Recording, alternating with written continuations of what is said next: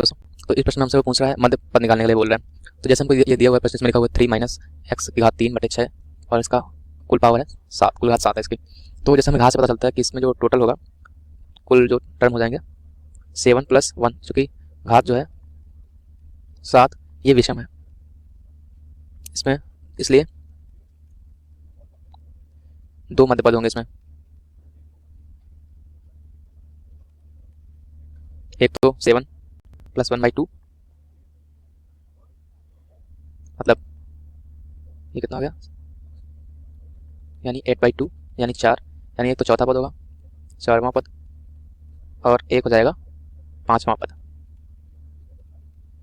ये दो आपके मध्य पद हो जाएंगे। तो चौथे पद को निकालने के लिए आप क्या लिखते हैं, T4 जो हो जाएगा T3 + 1 n + आप लिखते हैं सर।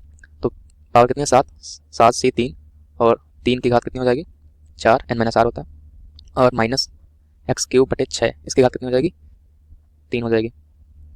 और जब हम निकालेंगे 5वां पद तो वो हो जाएगा T4 + 1 जो हो जाएगा 7c4, 3 की पावर 3 हो जाएगी और माइनस x³/6 की घात हो जाएगी 4। तो ये दो हमको मध्य पद मिल जाएंगे। धन्यवाद। हेलो दोस्तों, तो इस प्रश्न में हमसे मध्य पद पूछ रहा है। तो जैसे हम इसका घात देख सकते हैं, तो टोटल जो घात है वो 10 है। तो जो मध्य पद होगा वो हो जाएगा 10/2 + 1। जब घात सम होती है तो 10/2 + 1 यानी 6वां पद जो है वो मध्य पद होगा। अब छठा पद निकालने के लिए क्या करते हैं, T6 = होता है T5 + 1। तो इसको कैसे लिखते हैं अपन, घात कितनी थी 10 थी, तो 10c5 x/3 की घात 5 और 9y इसकी घात भी हो जाएगी 5। तो इसको हम निकाल देते हैं। तो ये कैसे निकालते हैं, 10c5 को 10 फैक्टोरियल अपान 5 फैक्टोरियल इंटू 10 - 5 फैक्टोरियल, x की घात 5/3 की घात 5 और 9y की घात 5। तो इसको सॉल्व करेंगे हम, 10 फैक्टोरियल बटे 5 factorial into 5 factorial into x5 y की घात 5 गुणे 9 की घात 5 बटे 3 की घात 5। अब देखिए 10 × 9 × 8 × 7 × 6 × 5 फैक्टोरियल, नीचे एक 5 फैक्टोरियल को 5 फैक्टोरियल से काट देंगे और दूसरे को लिख लेंगे 5 × 4 × 3 × 2 × 1। और देखिए x की घात 5 y की घात 5 और 9 की घात 5 हो जाता है अपना 5 9 9 × 9 × 9 × 9 × 9, तो ये हो जाता है 59049। और 3 की घात 5 कितना हो जाएगा, 3 का 9 3 27, 3 81 3 243। और अब इसको देखिए 5 से 10 कट जाएगा, 2 से 2 कट जाएगा, 3 से 2 कट जाएगा, 4 से 8 कट जाएगा, तो 7 दूनी 14 दूनी 28। तो 9 × 28 × 59 0 49 बटे 243, x की घात 5 y की घात 5। अब देखिए अब क्या हो जाएगा, 59 0 49 59 0 49 × 28 × 9, ये आप करके देखेंगे तो आपको मिल जाएगा 1488348 डिवाइडेड बाई 243। इसमें 243 से भाग दे देंगे x5 y5, तो ऐसे सॉल्व करेंगे तो मिलेगा 61 236 x5 y5। तो ये आपको मिल जाएगा छठवां पद, मध्य पद जो है 6वां पद। धन्यवाद। हेलो दोस्तों, तो इस प्रश्न में हमसे पूछ रहा है कि 1 + a की घात m + n का जब हम प्रसार करेंगे द्विपद प्रमेय से, तो हमें a की घात m और a की घात n इनके गुणांक बराबर मिलेंगे। देखिए t की पावर जब हम निकालते हैं t m + n, तो ये कैसे निकलेगा, m + n + 1 है अगर, तो ये निकल आएगा m + n CR और a की घात r हो जाएगा इंटू 1 की पावर हो जाएगा m + n - r। तो 1 + 1 की पावर कोई मतलब नहीं है, 1 ही रहता है। तो m + n CR a की घात r, और जब an तो r = इसमें डाल देंगे m और एक बार r = n डाल देंगे, तो r बराबर n डालने पर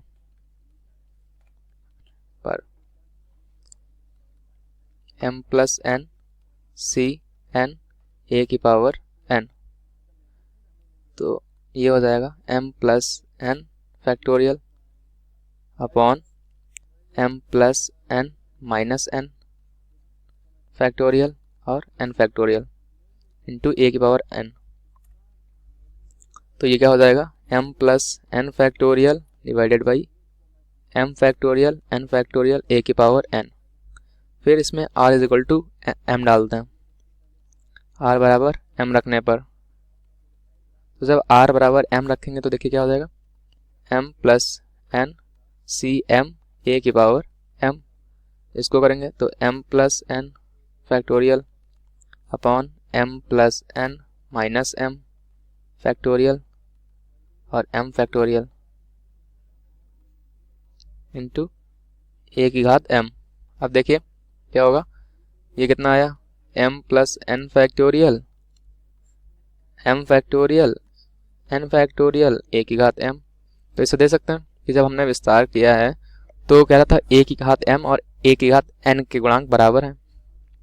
तो a की घात m का गुणांक कितना है, a की घात m का गुणांक m plus m factorial upon m factorial n factorial, और a की घात n का गुणांक कितना आया है, वो भी यही आया है, n plus m factorial upon m factorial n factorial. तो ये दोनों क्या हैं, बराबर हैं। तो हेंस प्रूव्ड यानी इति सिद्धम। +1 के प्रसार में r माइनस वंथ आर्थ और r प्लस वंथ पदों के गुणांकों में 1:3:5 का अनुपात हो तो n तथा r का मान ज्ञात कीजिए। तो आइए इसे हल करते हैं। देखिए पहले a प्लस b का पावर n का विस्तार क्या होता है, n c 0 a power n b power 0 plus n c 1 a power n minus 1 b power 1 plus इसी तरह n c n a power 0 b power n। तो यहाँ पे देखिए x प्लस 1 की पावर n है, तो x प्लस 1 की पावर n बराबर हो जाएगा n c 0 x power n, यहाँ पे 1 की पावर कुछ भी हो वो 1 ही होगा, plus n c 1 x power n minus 1 plus n c 2 x power n minus 2 plus इसी तरह n c n x power n minus n. ठीक है, तो यहाँ पे देखिए जब आर का मान 0 है तो ये पहला पद है, दूसरे पद में आर का मान 1 है। तो इसी तरह टी आर माइनस 1 में इसका गुणांक क्या हो जाएगा, n c r minus 2, t r में हो जाएगा गुणांक n c r minus 1, t r plus 1 में इसका गुणांक हो जाएगा एन सी आर। ठीक है, तो अब हमें दिया है टी आर माइनस 1 बटा टी आर प्लस 1 बराबर 1/3/5। ये तीनों इस अनुपात में है। ठीक है, तो आगे इसे हल करते हैं। तो यहाँ से एन सी आर माइनस 2 बटा एन सी आर माइनस 1 बराबर हो जाएगा 1/3 और एन सी आर माइनस 1 बटा एन सी आर बराबर हो जाएगा 3/5। तो अब हम इसको हल कर लेते हैं। तो ये हो जाएगा एन फैक्टोरियल बटा आर माइनस 2 फैक्टोरियल गुणा n minus r plus 2 factorial बटा एन फैक्टोरियल बटा आर माइनस 1 फैक्टोरियल गुणा n minus r plus 1 factorial बराबर 1/3। अब यहाँ पे r minus 1 factorial n minus r plus 1 factorial बटा आर माइनस 2 फैक्टोरियल ब्रैकेट में n minus r plus 2 factorial बराबर 1/3। तो ये हो गया आर माइनस 1 बटा एन माइनस आर प्लस 2 बराबर 1/3। तो यहाँ से आ गया 3r माइनस 3 बराबर n माइनस आर प्लस 2। तो ये आ गया हमारा 2r माइनस 5 बराबर n। ये हो गया हमारा पहला समीकरण। अब हम इससे दूसरा समीकरण ज्ञात करते हैं। एन सी आर माइनस 1 बटा एन सी आर बराबर 3/5। तो यहाँ से हो जाएगा n फैक्टोरियल बटा आर माइनस 1 फैक्टोरियल ब्रैकेट में n minus r plus 1 factorial बटा n फैक्टोरियल बटा आर फैक्टोरियल ब्रैकेट में n माइनस आर फैक्टोरियल बराबर 3/5।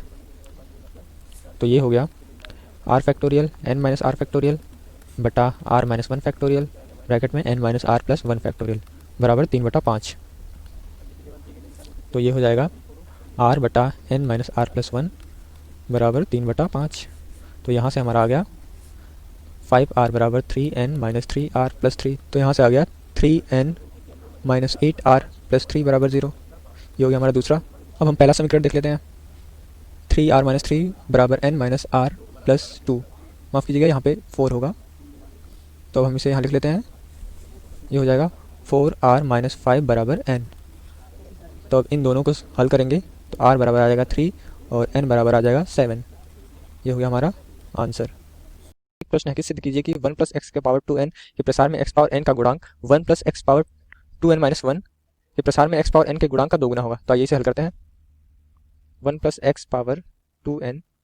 तो अगर हम 1 प्लस एक्स पावर n का विस्तार देखें तो ये होता है nc0 x power n x power 0 plus nc1 x power 1 plus nc2 x power 2। तो यहाँ पे देखिए जितनी r की वैल्यू है, जितना r का मान है, वही x का पावर भी है। ठीक है, ये देखिए। तो इसी तरह अगर हमारे पास यहाँ पे x का पावर n दिया है तो इसका गुणांक हो जाएगा 2ncn। ये हो जाएगा x पावर n का गुणांक इसके विस्तार में, प्रसार में। ठीक है, और 1 प्लस एक्स पावर 2n-1 में अगर हम x पावर n का गुणांक देखें तो यहाँ पे हो जाएगा 2n-1 cn। तो यहाँ पे हमें इस गुणांक का दोगुना साबित करना है, सिद्ध करना है। तो आइए हम इसे आगे हल करते हैं। 2n cn बराबर माना k 2n-1 cn। ठीक है, तो ये हो जाएगा हमारा 2n फैक्टोरियल बटा n factorial 2n n factorial बराबर k 2n-1 फैक्टोरियल बटा n factorial 2n-1 n factorial. ठीक है, तो ये हो जाएगा हमारा 2n-1 फैक्टोरियल बटा n फैक्टोरियल बराबर k 2n-1 फैक्टोरियल बटा n फैक्टोरियल n-1 फैक्टोरियल।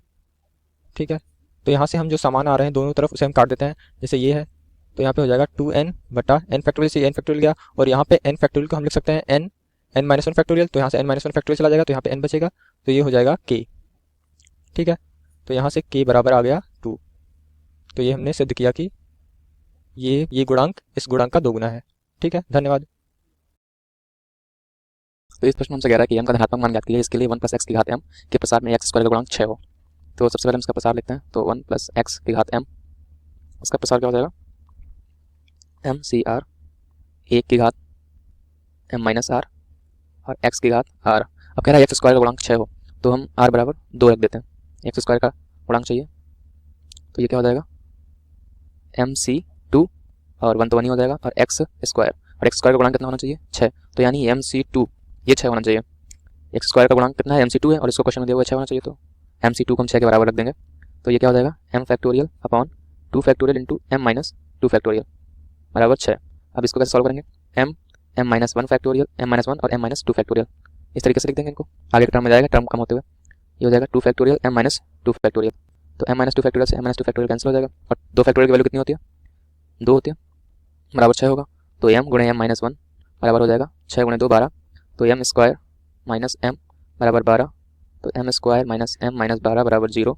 अब इसको ये एक द्विघात समीकरण है, इसको हल करेंगे तो m square minus 4m plus 3m minus 12 बराबर 0।